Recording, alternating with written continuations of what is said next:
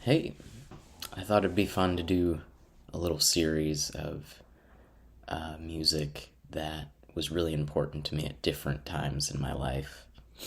And today I just was thinking about what music was really important to me in high school, because I feel like that's like a pretty defining period of everybody's life when it comes to it's like the first time you're starting to get your own tastes and your own feelings about art and music, and I feel like it sticks with you, even though we do end up growing and evolving from those tastes. So yeah, so these are a bunch of records that were super impactful to me in high school, and I'll kind of briefly talk about each one. It's going to go roughly in alphabetical order with some exceptions. The first two are a pair of records by the Allman Brothers Band, live at the Fillmore East, and Eat a Peach. These records were massive for me as I was learning to play guitar. I used to put these on the stereo system and play along with them over and over, and would try to pick up some of the solos, learn some of the riffs, and they were like hugely influential on my phrasing and my guitar playing. And to this day, I feel like there's not too many like guitar-based records that inform my playing as much as these two. So we also have Jeff Buckley, Grace. This was a huge record for me towards the end of high school. I remember hearing Mojo Pin for the first time and having my headphones on and hearing just like these weird sounds, and like his voice was unlike anyone I'd ever heard, and it just like it spoke to me immediately. And all these songs, Last Goodbye, Lover You Should Have Come Over, Alleluia, Lilac Wine, I mean, yeah, these were all so big for me and really influenced my songwriting for the next 8 to 10 years, probably even still today. I mean, this was a big record. Another like singer-songwriter record, but more contemporary to the time, The Civil Wars, Barton Hollow. This was a big record for me. When I heard Poison and Wine, which was one of the singles, it was like the right time for me to hear that. It was like beautiful, kind of angsty, like heartbreak teen love stuff, but like really delicate and somber and just like devastatingly beautiful, like that kind of thing. And these two did that like style so well. Their harmonies, their voices blend so well together. The songwriting is amazing. This is a great one. From the Cradle by Eric Clapton. This was another like big guitar record for me. I used to put this on and play along with it. Reconsider Baby, 5 Long Years, I'm Tore Down. There's so many. Yeah, it's an album of like straight ahead blues music, and I think this is from the 90s, and Clapton's playing on it is great. As I got older, I sort of like became a little bit less of a Clapton fan, but he was pretty influential on my high school years. So this is still a really good record. Staying with Clapton for a second, Derek and the Dominos, Layla, and other assorted love songs. I think this is Clapton's best work in his whole catalog from any of the bands he was in. I think it's the one that holds up the most today. I think the songwriting is incredible throughout the record. An all-star cast of musicians, Bobby Whitlock, who contributes to a lot of the songwriting and other vocals. Dwayne Allman's on this. Jim Gordon, Carl Radle. To me, this is like as good as like blues rock music gets, mixed with like kind of country tinges. So yeah, next two records, some Bob Dylan, the Freewheelin' Bob Dylan and Blonde on Blonde. The first time I heard Bob Dylan was the Freewheelin' Bob Dylan, and I think I was like a sophomore in high school, and I had just started getting interested in writing my own songs, and I wanted to sing my own songs, but I wasn't a very good singer. I was actually terrible. And when I heard Dylan sing, I was like, oh man, like if he's like one of the best songwriters ever, if he can sing, that means I can sing, because, you know, he didn't have this traditionally beautiful voice, but man, when I heard that first, you know, Blowing in the Wind for the first time, when I heard, you know, how many years can some people exist before they're allowed to be free, you know, it was like, that just blew my mind, and still does. And then Blonde on Blonde, the electric period was big for me too. I went on a vacation to Puerto Rico once with my family, and this was like the only album I listened to over and over again. So yeah, these were big for me.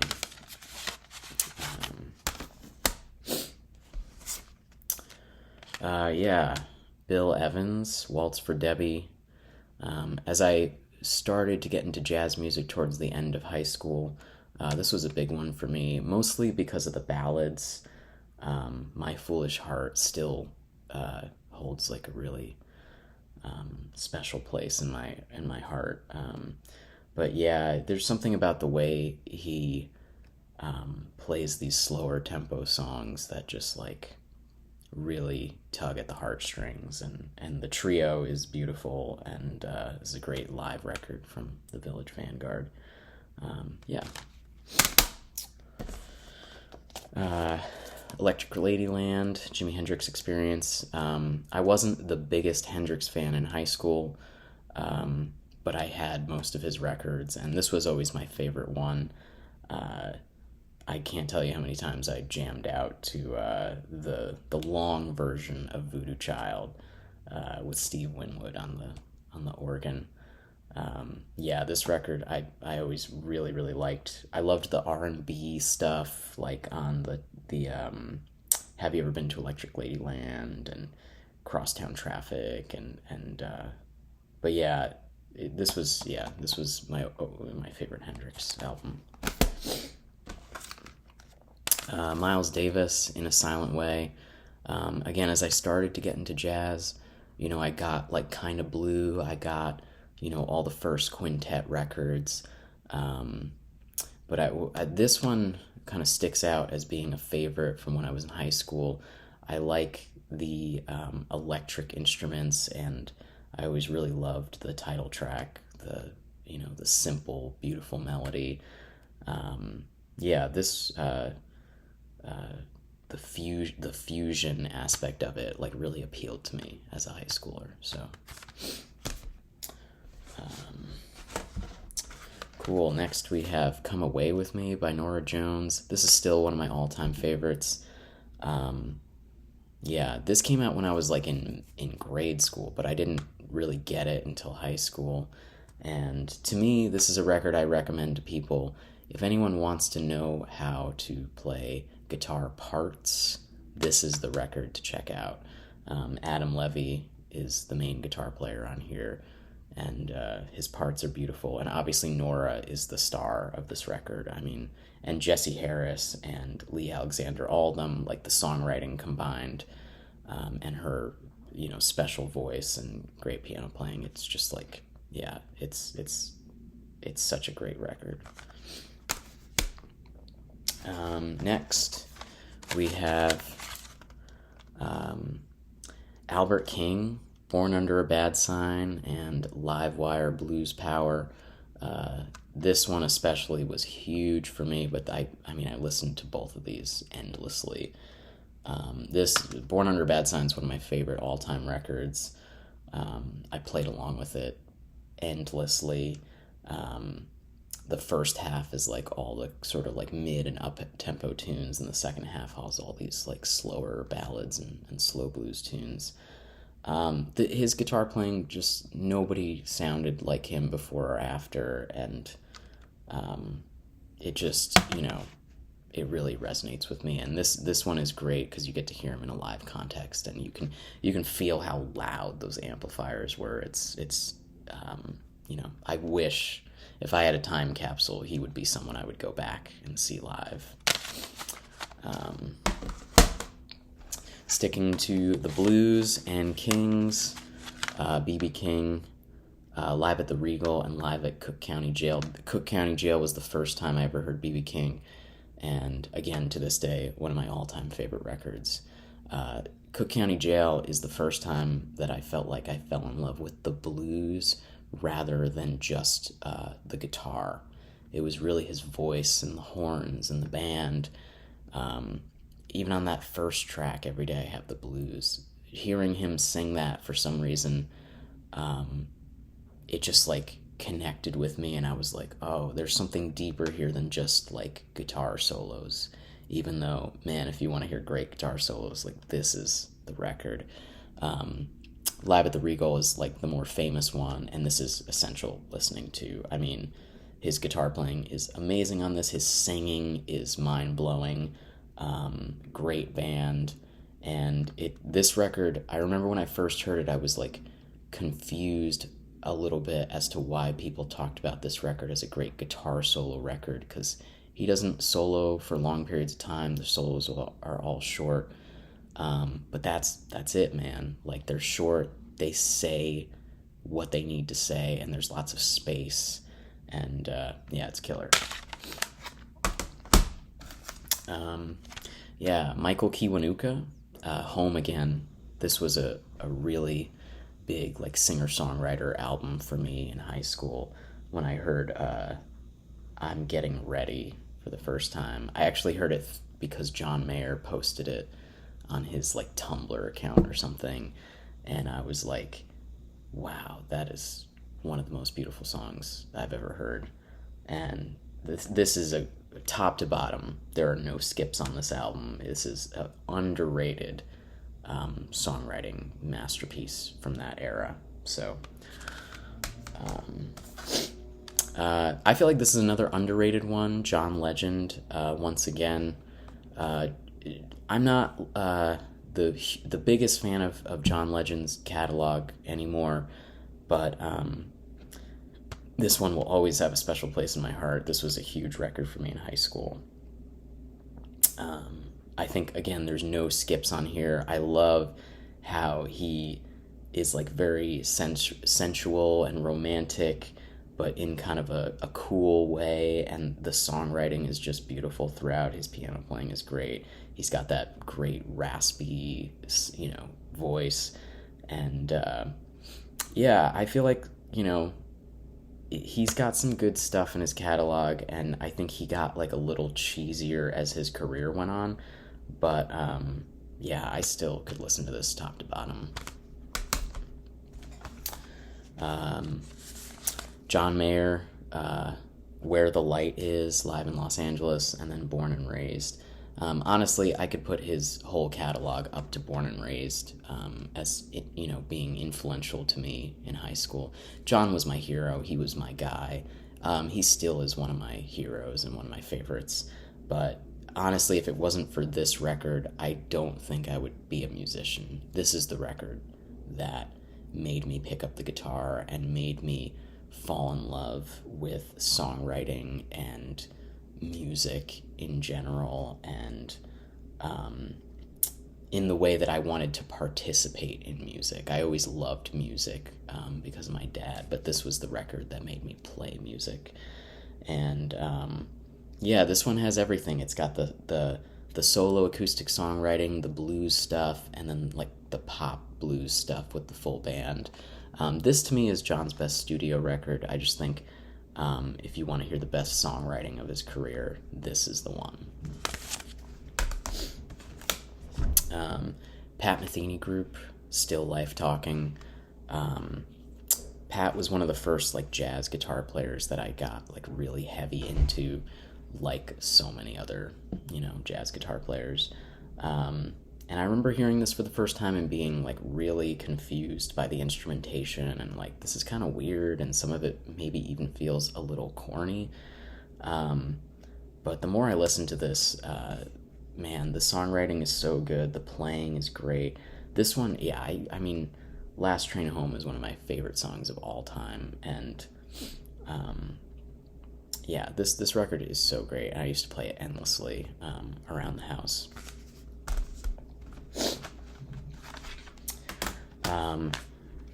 Nirvana Unplugged. This was, I mean, this I went through this huge grunge phase in high school, and there's a bunch of other CDs that were big for me that I don't own because they were my dad's. So, you know, Alice in Chains, Jar of Flies, Super Unknown, Soundgarden, Dirt by Alice in Chains, Pearl Jam 10, all the Nirvana albums. They were all so big for me, but this was my favorite of all of them. I used to watch this concert over and over, and there was something about the emotion in Kurt's voice and the vulnerability and the fact that this like heavy rock band was doing this acoustic set with like an accordion, and they were playing like Meat Puppet songs and like singing about Jesus and, you know, like weird stuff. The Lead Belly cover at the end is the highlight of the record, and, you know, yeah, this one is really, it's still special to me. This was also the only record that my mother banned from her car because I used to listen to it too much, and she hated Kurt's voice. Santana, Abraxas. There's another artist where I kind of fell out of love with them as I got older, but this record still holds a special place in my heart. Oye Como Va is great, but Samba Pati was the first instrumental guitar piece that I ever learned note for note. I spent so much time trying to replicate his phrasing and his, you know, his tone on that song, and oh man, I probably drove my family crazy playing that song over and over and over again. And so yeah, for that reason, this was a special record for me. Shakti, A Handful of Beauty. This is with John McLaughlin. This just like expanded my mind when I first heard it. I had never heard any kind of music that sounded like this, and I have a very special memory of being driven home on Christmas Eve from a get together with my family and putting this album in the headphones and looking out the car and seeing all the city lights everywhere and just having this record in my ears. And I don't know, that memory lives with me. And yeah, this is incredible music. Radiohead, OK Computer. Obvious reasons. I mean, it's a classic. It's I went through like kind of a Radiohead phase, and I've actually bought this album 3 times. I lent it to a friend in high school, and she never gave it back to me. and then I bought it another time, and I think I lent it to someone else and also never got it back. And so I bought this record 3 times, and, you know, that speaks to how good the music is. Ray Lamontagne, Trouble, another amazing singer-songwriter record. This influenced my songwriting style. It's hard to even measure how much impact this had on me as a young songwriter. This is a no-skip record. I think this is one of the best folk albums of the 2000s, and songs like Shelter and Burn and Jolene are, I mean, they're devastatingly beautiful songs, and they still hold up today. All right, almost done. Tedeschi Trucks Band, Revelator, and Made Up Mind.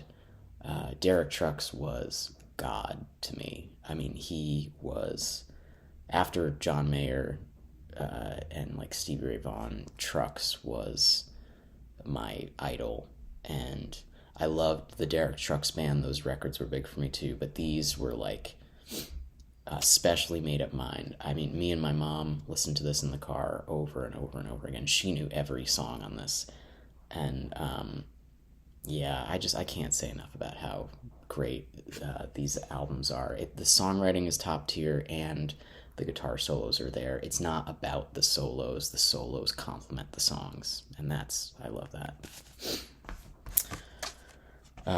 Stevie Ray Vaughan, Texas Flood, and Couldn't Stand the Weather. After getting into John Mayer, his hero was Stevie Ray Vaughan, and so I had to check him out, and I get why he was John's hero. This is some of the most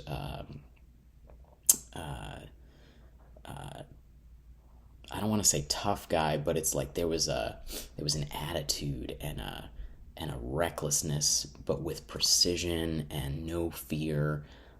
He hit hard, but he could be delicate.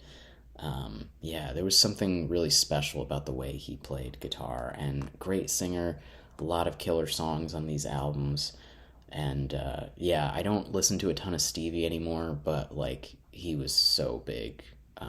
When I was growing up, I really tried to learn as many licks as I could from those albums. Muddy Waters, like the Chess recordings. I didn't have this particular box set at the time, but I had a smaller compilation of the Chess singles. And yeah, I don't know, the first time I heard like I Can't Be Satisfied, I was like, wow, like this is so raw and earthy, and I don't know, these songs, they have like a universal truth to them. And yeah, Muddy Waters just, after getting into the Three Kings and Stevie Ray Vaughan, I kept going further back, and like when I got to Muddy Waters and Howlin Wolf, my appreciation for blues just continued to get deeper and deeper. And yeah, he's like the godfather of all this stuff. So, and then Howlin Wolf, I had this in high school. It has two of his records. One of them is self-titled, the Rocking Chair record, and then Moaning in the Moonlight. And again, it was just like I was learning more and more about this music and continuing to go deeper. I eventually, continued to go further back. But yeah, I think of Howlin' Wolf and Muddy Waters as like, those late 50s,